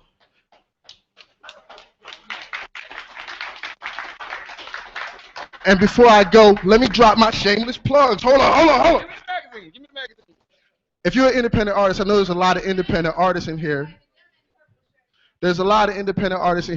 Send your music to putmeonk100@gmail.com. Everybody else, Make It Magazine in the building. You want to get a mag, holla at Kelby. Man, y'all give it up for Jay Harris one time. Hey, I just got a quick question, a comment. Bitch bad. Woman good. Everybody remember that? Nah, that was a dope ass record. That record worked in the club. Like, the beat was banging, but it can't get no radio play. But it's like I can, because the word bitch is offensive, it can't get played on the radio, but the message of it is something that we need to hear But I can change some words and talk about selling dope and telling the kids, young nigga, move that dope, move that dope, move that dope. Young nigga, move that dope, and get it played on the radio. They don't give a fuck about the message that they are delivering to us. They just give a fuck about offending sponsors. So when you see independent artists, independent anything, anybody who's out here going for theirs, support. Not with a slap on the back or a like. Spend money. Group economics. As long as you continue to support good shit will continue to be made. That's it. Before I pass on the mic to anyone else, just to let you know, I passed around these papers so everyone can write down what they would like the next hip hop town hall topic to be. I'm gonna keep it real short, y'all. I'm Casey, and I work with one of the best artists in Atlanta right now by the name of Raw Raw. And everybody keeps saying that, you know, I love hip hop. I love this. You know, folk told me when I got over to Grand Hustle, folk told me, I'm not gonna call no name, but they told me to leave him alone because it was over with. They told me to stop. It's done. He flatlined. We've been rocking for 10 years. And honestly, we got one of the best projects in the world. I put it on anything. I don't care who you is, I don't care what you make, I don't care. This project, and it's 99% produced in-house, everything done by the artist. What I bring to hip hop is the purity of the culture, and that's why I stuck with him, because I knew what was in it. And honestly, I don't care. All the negativity, I don't hear it, because I know what we did in house. We did it on our own. We didn't go and ask for no extra help. We didn't ask for nobody for no handouts. We went and created the shit. When everybody was saying, "Man, that don't work. Don't do that. You need to come up with some. Y'all do something different." No, we created the shit. And when we created the shit, everybody came running. So what I want to do is make sure everybody get this that I got right now. And I guarantee you, I want to make sure I network with everybody in here. I want to make sure I shake hands with everybody in here, because honestly, this thing we call hip hop, so to speak, man, it's like the young lady said earlier, it's going and evolving. And honestly, the way we do that is not just by support. It's got to be quality. You can say, but you know what I mean? It's got to be quality. It's got to be of that standard. And what I'm saying is right now, in my right hand, I have the quality. I have what is of that standard. And I want everybody to be able to get a piece of this before I leave. And I want everybody to network with me. We're going to all chop it up. We're going to talk. And we're going to have a good time when we leave this motherfucker. And that's how I feel. Y'all have a wonderful motherfucking night. Thank you, Renee. And thank you, Fort Knox, for having this awesome-ass event.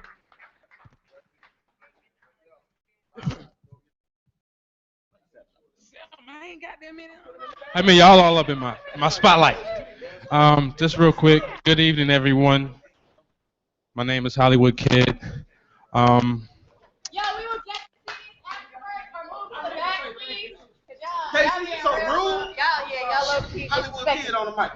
They don't care. I'm just here. But I do just want to say, you know, shout out to everybody for coming tonight. We already thanked Renee and Fort Knox. Omenade, she definitely. But my name, like I said, is Hollywood. I represent Hollywood Kid Entertainment Group. I also represent DI Radiocast and Africa Allah. She's handling the live stream right now. So this is being live streamed. Speaking for us, I'm gonna address where we fit into hip hop. I guess we're the knowledge, the culture, and understanding. I do a lot of things. My moniker is Mr. Everywhere Like Air. I'm at every show. I do a lot of stuff. I have a lot of platforms that I try to make sure we provide opportunities for artists that don't have opportunities or that they don't have a voice. But beyond that, we also teach. So the things that I do for my artists, I manage the artists, or we do for my network, we also teach. We hold Google Hangouts, just like we're streaming now. We sit in front of the computer, in front of the cameras, and we teach sessions on how to use social media or how to use, business resources, LinkedIn, marketing, those sorts of things. So that's what we do. And so I just wanted to kind of mention that, kind of what Noble Artwright said, and I think what's her name, Queen, she said, like, personal responsibility. Talk about this all day, but like, what are you doing in order to make a difference? So I try to make a difference personally, thinking outside the box about different avenues I can take to make sure. Like, I'm not a musician, I'm not an artist. I've never rapped a bar on a song like professional or anything like that. But I am hip hop. I represent hip hop. I'm a documentarian. We capture what y'all are doing so that people can go back later and see the development, the growth, or the stagnation of what's going on. So just want to say that. You can find me, some of the platforms. I'm on WRFG tonight, matter of fact, midnight to 3 a.m. with Miss Dia for the show. We actually hosted, and this is just, I just want to give an example of opportunity. We actually hosted their morning segment last week from 10 to 12. And they liked what we're doing. They never heard that kind of hip-hop in the daytime. So we're actually going to be hosting twice on Wednesday. We'll be doing the 10 to 12 spot from now on, starting next week until September. And we'll be doing the regular show spot like she's been doing for the last 10 years. I'm at MJQ on Fridays with the Party Superheroes. As a DJ, you talked about, kind of being led by the crowd. I mean, you lead the crowd, but you gotta feel your crowd. MJQ on Friday on our night with the Party Superheroes, Majestic, DJ Lord, Dress the Beatnik, DJ Fudge. They have the opportunity to play music, and Dress will tell you on the mic, if you came here to hear what you hear on 94.5 or Hot 107, if you came here to stand on the wall or be looked at and pop bottles, you in the wrong place. We play real hip hop, real music. So you can find me there. DI Radio Cast, that's the platform where we feature you guys. You know what I'm saying? We feature the stuff that, and we talked about this the other day. There's this new movement where all these big blogs are all of a sudden deciding it's a good idea to have original programming. Like what? Everything we do is original because y'all don't give us nothing. We go and get what we earn. And we go tell the stories that nobody's going to tell. We go to the places where they don't go. We ask for the music that they're not going to put on the radio. You know what I'm saying? So, personally, like what, to sum it up, just make your effort. Like you said, tune in to K100 Radio. Africa Allah has a podcast that she does every week. She's been doing for years. It comes out on Wednesday. The iRadio Cast. You can go to Hollywood Entertainment Group any day of the week and find features on these artists that you may have been exposed to or you may not have. Why? Because I can't. So there's countless people in here. So definitely, we talk about this all the time, networking. But at the end of the day, so like he said, what's going to change it, and I say this a lot, what's going to change it is when we stop, you see the negative information and what you do. You go and share it and be like, oh, this is stupid. Look at this. You just help and perpetuate the problem. Stop clicking the links. Stop sharing the information. You know what I'm saying? You talking about like you are what you speak. My artist, if this is a plug, Jaws of Life, that's what he stands for. We speak life. He doesn't. You'll never hear him say, something to death. Everything is to life. We speak positivity. If you scroll down his timeline, you're not gonna see any negative information. I'm not even talking about you having a bad day. You put that out in the air, and you're gonna affect everybody else with your bad day. You know what I'm saying? So put some positive information out there. Share positive information, and only by then, when they see that, these people are migrating elsewhere, they'll come over here too, and they'll try to bastardize that too. That's what they do. At the end of the day, this is something that maybe not. I don't think I heard anybody say today. But this hip hop, what is hip hop? This is a business. It has become a business. So yeah, most of these people are bound by advertisers and marketing and money that people have invested into them. We're independent, as most of you are. Nobody funds us. We went to New York. We do technology. We went to New York Convention a few weeks ago on our own money. People are like, oh, I see y'all out there, and, you know, y'all doing all these interviews with all these VPs, and see, like, guess what? Nobody paid us to do that. We did that because we felt it was going to be valuable to our audience, and we had a duty to go out there and make sure it's available, because these is, I don't know, we was interviewing the CEOs of, these are the people at Google, the people at MTV, the people at Facebook, not like, you know, not the flunky. These are the VPs, these are the top people. That's not where they let us go. So I'm talking to these people and trying to bring, you know, this information to our culture, to our people, so we have the opportunity to take advantage of these same resources. They're on the front end, stuff that, so like Jay said, Jay said about, no, you said it, Blizzard, you know, if you heard it on the radio, I was playing it 4 months ago. So the technology that we're implementing now, if you're hearing about it, we're so far past it, like you got to catch up. So, you know, I guess that's my piece for tonight. So that was a great piece. Yeah. What up, y'all? What's up? My name's FIFO. I'm also 1/5 Dead End Hip Hop, and I just wanted to come up here and answer some of these questions. Basically, the one, how are you helping the culture progress? Well, let me give you some stats on Dead End Hip Hop. We're a YouTube show. We've been doing it for about 3 years now. We're close to 70,000 subscribers, close to almost 9 million total views. So, you know, people, what we've done is we've built a platform. We're an open debate show. That's what hip-hop is. Everybody has a voice. Everybody has an opinion. One of our taglines is, we are the voice of the people. And the main reason is because we have 5 people on the show.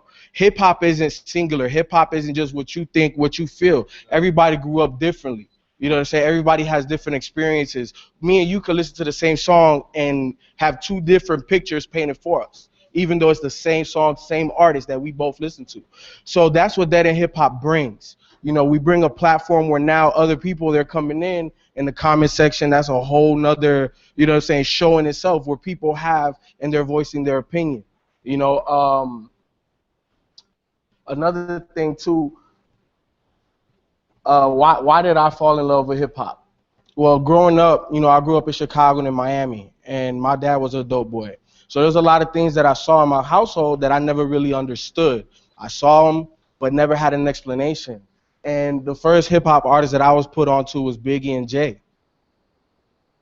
So already, you know, that influence, it really filled in a lot of the gaps for me, and it kind of painted a picture of what I already saw, but I never understood. I never had a perspective, and they gave me a perspective. And then that's just kind of like where hip-hop just, it blew up for me, and I just understood it at a whole nother level at that point. So I just been a hip-hop lover, man. And, you know, with Dead End Hip Hop, y'all need to definitely go check it out. We put people onto new stuff, you know, and also it's 5 different perspectives that you're getting.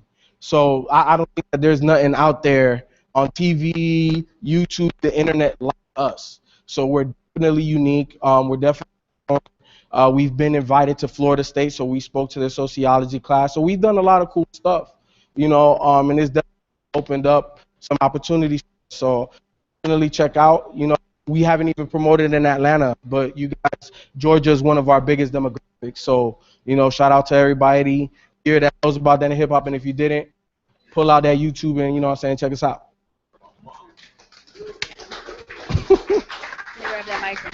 Can the rest of the Dead End Hip Hop team raise their hands so we all know who they are? Okay, 1, 2, 3. I was about to say, we got 5. Okay, 1, 2, 3, 4. That's dope. Okay. You said it real quick. I got somebody. All right. I just got a real quick. You out? Okay. Just on the, like, you got K100. You got Kerosene, they got the show, it's all these platforms. Everybody got things going on in here. And we complain about what's being put out to the masses. Follow the money. If you don't support these outlets, then they have to get money elsewhere. Corporate interests. Streets. Like, why is there so much dope boy music? Because dope boys come in the club and pay the damn DJ. So you gotta follow the money. If you don't support these outlets disappear. And then the next day we just talk about, oh damn, I remember that, what's the name? That was one of my favorite spots, so I love that show. Like, real talk, by a show of hands, who would still come to this event if it was $10 at the door? Okay, so I want $10 from everybody whose hand is up so that now we can get some advertisement and run it on the radio to get more people out to this event. Why are the hands going down?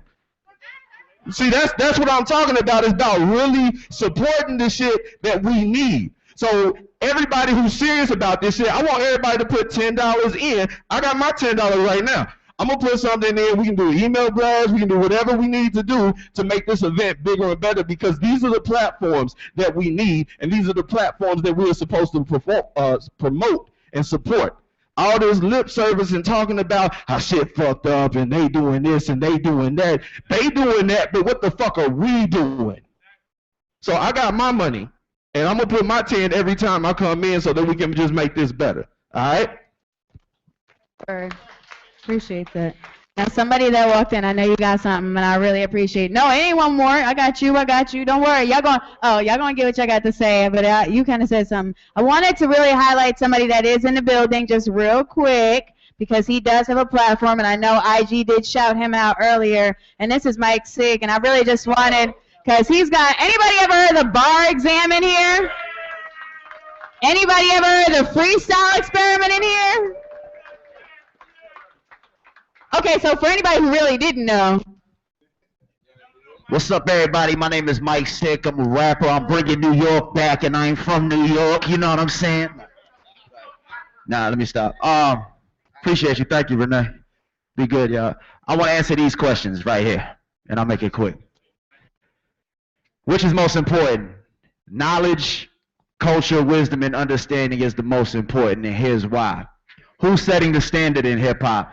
The young generation is setting the standard in hip-hop because they've enriched themselves and diversified themselves, and they're listening to more stuff, more things other than just hip-hop. When we was coming up, it was just the radio and MTV or whatever was up there, so that's what was fed to us. Now with technology, you can listen to a lot more shit. You can listen to more different genres of music that you've never heard in 1 hour than I probably heard in 10 years, you know, with technology, and just having that knowledge of seeking that, because knowledge is nothing if you don't seek it. You know what I mean? So it's the younger generation that's setting the standard in hip hop, but the older generation, they need to give that younger generation the knowledge so they progress and they grow in such a way that's respectful, positive, and impactful to hip hop. So that's our responsibility, so the leaders of the new school can do it right. You know what I'm saying? So how can we stop the culture vultures? Knowledge. And I'll say it like this to back up Kel's point, man. It's all about knowledge and empowerment. Start your own business, incorporate yourself, treat yourself like a corporation. You know what I'm saying? Empowerment, power and empowerment. Like you said, we all pointing the finger at them, we need to look inside ourselves. You know what I'm saying? So to further his point, for example, there's more festivals now, hip-hop festivals now, than there's been in the last 5 or 10 years.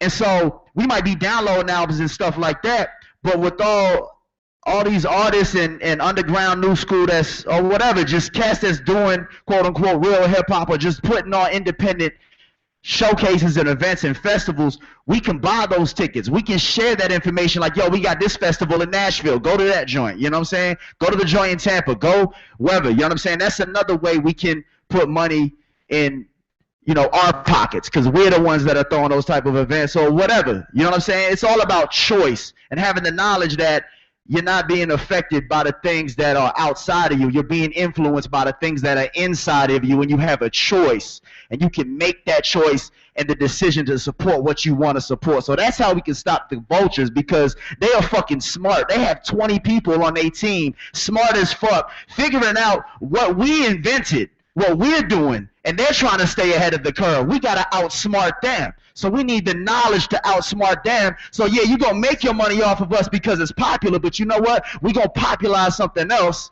because this is our shit. This is our culture. You know what I mean?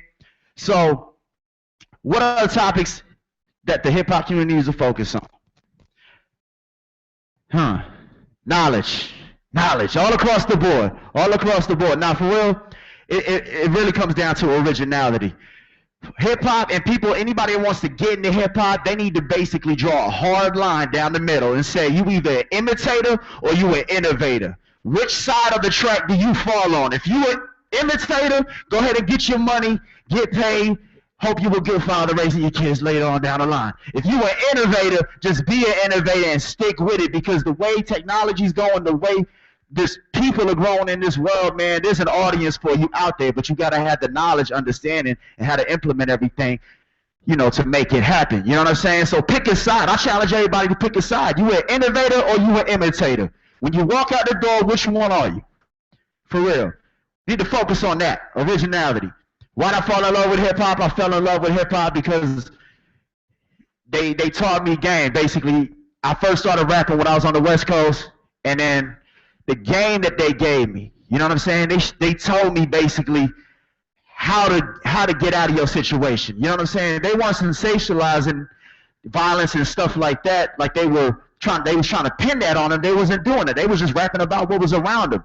Now more than ever, they sensationalize and glorify bullshit because that's the thing to do. It wasn't necessarily like that back in the day. So I fell in love with it with the game that it gave me, and different ways of saying things and expressing myself. So that's why I fell in love with hip-hop. And I'm still hungry for that, still seeking how cats is writing their rhymes different and looking at life different, you know what I'm saying?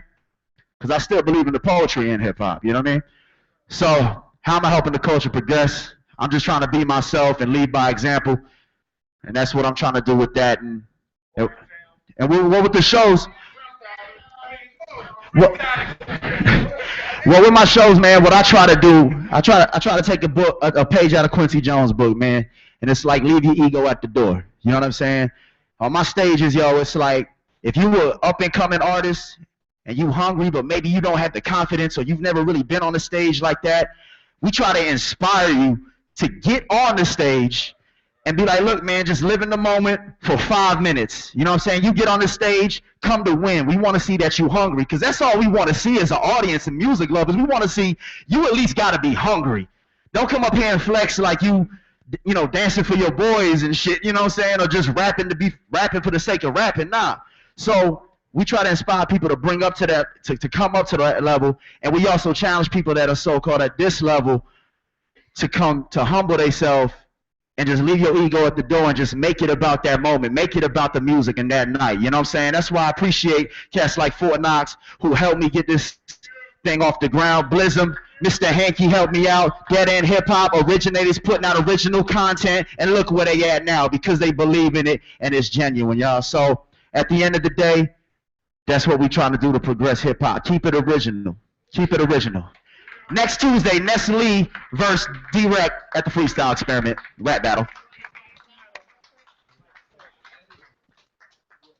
Okay. I gave Renee my $10 already. Did you give her yours? And she wrote me out a receipt and everything for my taxes. Like, she is not playing around. So come on now. And everybody who gives the 10, what I need y'all to do is write your name on here. I'm going to run something in the magazine with everybody's Twitter name who supports real hip hop. This ain't lip service. This is real support. Support is financial. You understand me? Come on. Oh, she got change and everything. Ah, there we go. Okay. Thank you. Give me. All right, hold on. Okay, Fierce. Yo, I know some. Like I said, my name is Sonny. You can follow. My name is Sonny. You can follow me on Twitter. My Twitter name is @SunIsOut. SUNIZ. So is with a Z. SUNIZOUT. And I fell in love with hip hop because it was fresh, fly. They was teaching me things I wasn't learning at school. They wasn't teaching me things I would learn at home. I definitely wouldn't have the knowledge of self I have today if it wasn't for hip hop. I wouldn't be the father I am if it wasn't for hip hop. And most importantly, because of hip hop, how am I helping the culture progress? Well, every weekday over in the Kirkwood neighborhood, it's a park called Cohen, COANPARK, Cohen Park. You can check it on the hashtag and all that. I have a company called Sucker Free Athletics. Sucker spelled with an A. And that's on Twitter and a hashtag, Sucker Free Athletics. Every week